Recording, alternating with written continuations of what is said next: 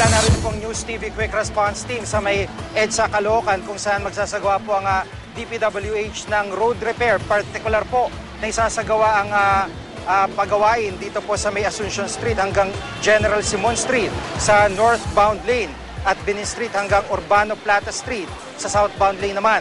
Alas 10 ng gabi po yan sisimulan at tatagal hanggang sa March 27 o Miyerkules Santo. At hindi lang po ito ang sasailalim po sa repairs, kundi po ilang bahagi rin po ng Metro Manila na maya-maya po ay i-anunsyo po natin ang lugar na pagsasagawaan po ng mga pagawaing yan. At sa ngayon po ay maayos pa naman ang daloy ng trapiko dito. Actually, yung ibang mga lugar na gagawin po ng DPWH ay nananatili po na nasa maayos na daloy ang trapiko. Bagamat simula po mamaya alas 10 ng gabi ay sigurado po na magsisikip po ang daloy ng mga sasakyan dyan po sa mga lugar na yan. At kabilang nga po dyan, particular dito sa may EDSA Caloocan, ulitin ko po, itong Asuncion to General Simon Street sa may Lane 6 northbound, Benin Street to Urbano Piata Street sa southbound, at ang ilang bahagi po ay sa Congressional Avenue to Asis Road northbound, Balintawak Cloverleaf to Oliver Street southbound.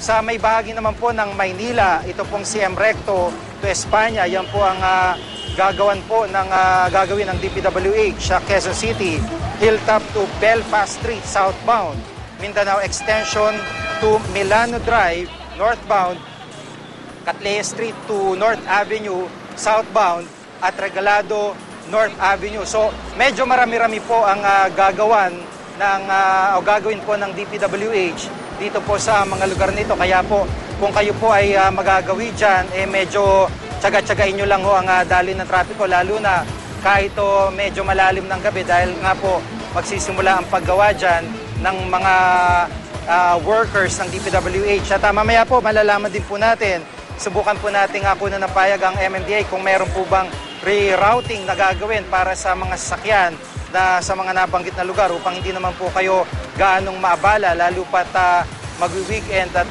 hanggang Miyerkules Santo po abutin ang mga pagawain yan ng DPWH. Sa isang banda po ay medyo positibo po ito, lalo pat ito nga po ay tatama ngayong weekend at hindi po gaanong abala kung tutusin, at lalo pa na may mga ilang eskwelahan na rin na bakasyon na, at para na rin po sa mga estudyante na hindi po maabala. Samantala, gaya nga po ng aking nabanggit ay bukod po dito sa may bahagi po ng EDSA Caloocan, may ilang road repairs din po na gagawin.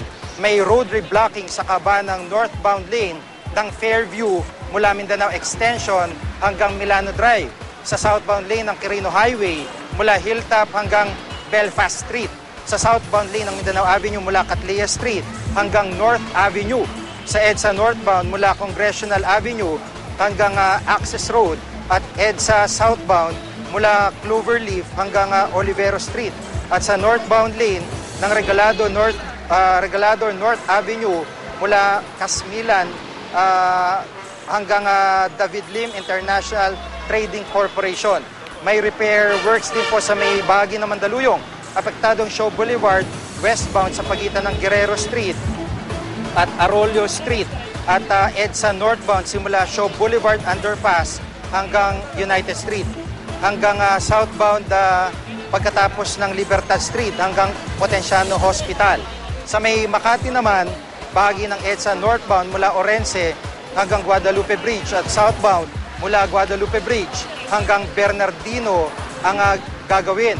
Sa Maynila, bahagi po ng Nicanor Reyes Street o sa Mimoraita mula CM Recto hanggang Espanya naman ang apektado ng road reblocking. Alas 10 ng gabi mamaya po magsisimula hanggang March 27. Tatapusin po ang mga pagawain yan.